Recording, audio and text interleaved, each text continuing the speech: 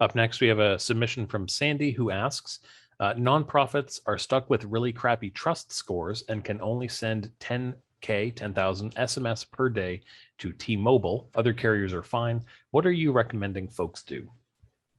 Okay, Jonathan, do you want to weigh in on this? Sure.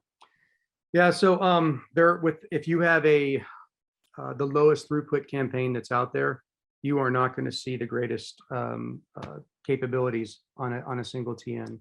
So there are a couple of ways you can work around this.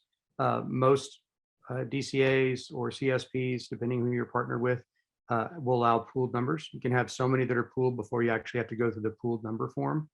And that's a pretty significant quantity that you can have to basically utilize multiple numbers for the same campaign.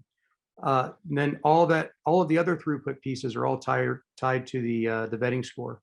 So if you choose not to vet, then you are going to come in, unless you're a Russell 3000 company where vetting is already included.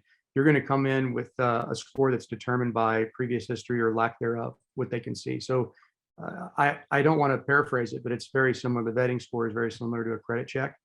And we were one of the first ones to see this across the board with Aegis and WMC, and they're very comprehensive.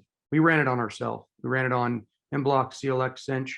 We tried it across both the different vetting organizations. It comes up with a very detailed report on who you're doing business with. And that is the categorization that the industry is using to qualify what they do or don't know about somebody that's in the space. And I've seen really robust scores come across from companies. In some cases, I was surprised because I know they had some issues in the past. So I think if anything, it trends towards being more forgiving than less forgiving with the scores that you get. But if you don't go through either vetting or enhanced vetting, which is it's the flat fees are less than $100, you don't really have a case to look for more throughput. Now I'll back up again, because early on we talked about political campaigns. If you go through the filing process with some of these carriers, they're looking at giving a lot higher throughput for political campaigns at default. So I think that's something to consider, that in the future, we're just going to see this as a default mechanism for these campaigns by default. And I think stay tuned to see where that adaptation falls with the other carriers, but that should cover a lot of that. So what it really means is you do need to register, because if you're unregistered, they don't know anything about you, and the carriers have the ability to squash those campaigns because there's no A2P flag set. And if there's high complaints there, then they have nothing else to do but filter. So I think that's the initiative that I see. There's a runway for political campaigns that simply doesn't exist for a lot of other large enterprise businesses today.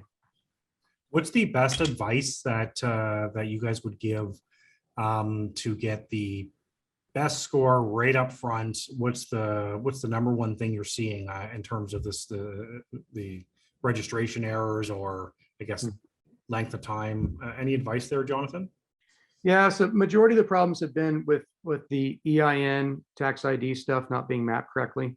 It's still problematic, and we provide links to like Edgar and all these other public sources where you can find it out, but it's still tough. And you've got businesses that, Sinch has got like 5 business entities of our own with acquisition. So it is tricky to nail that down, but that's a challenge. If you provide messaging on behalf of another provider, it really is the brand that's representing the message sender. So there's of course a risk if you say, I don't want to devout who's behind the messages. Well, then you're taking the risk of running that campaign traffic. That's a general statement. Doesn't matter if you're in the political sphere, marketing, or two-factor authentication. There's got to be an accountability tied to it. So I think really it's the challenges we've seen have just been not having the right information up front. Yeah. And if you've got that stuff submitted, the only other downside is if you want an enhanced vet, it does take more time. It's about a week turnaround for that.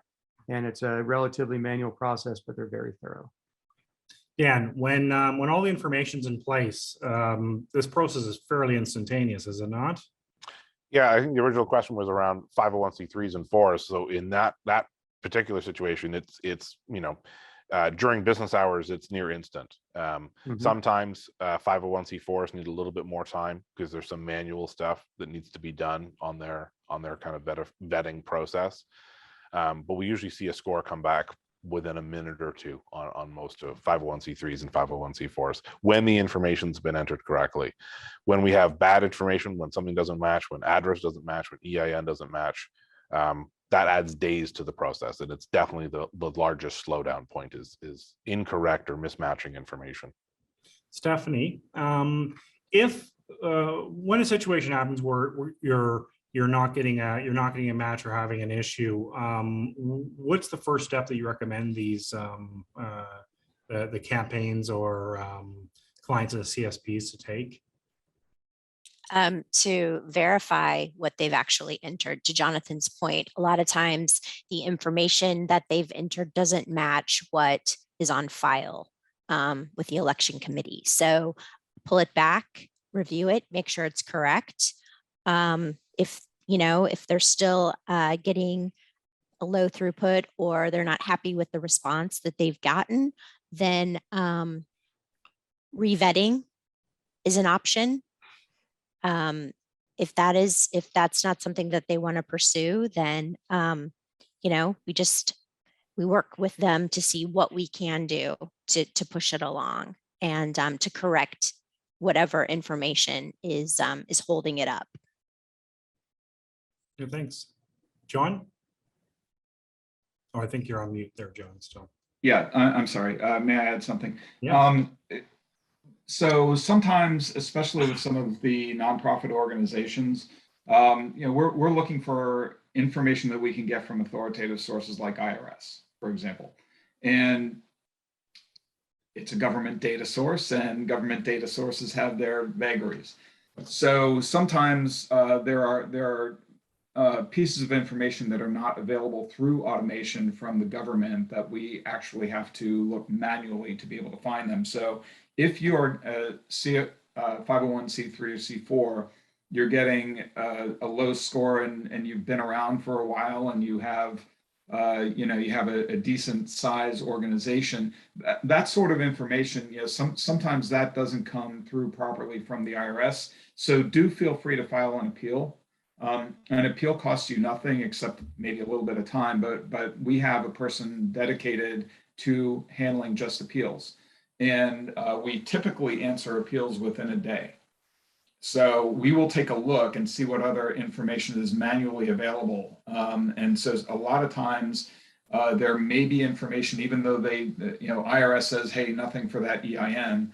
When we go and do some manual searches, we can find more information about them, especially with regard to the size of the organization, the age of the organization, that sort of thing. And so whether you get a 0 or you get a 16 or something like that, if it's in the low end and you really, you're properly registered and you have an IRS determination letter, give it a try.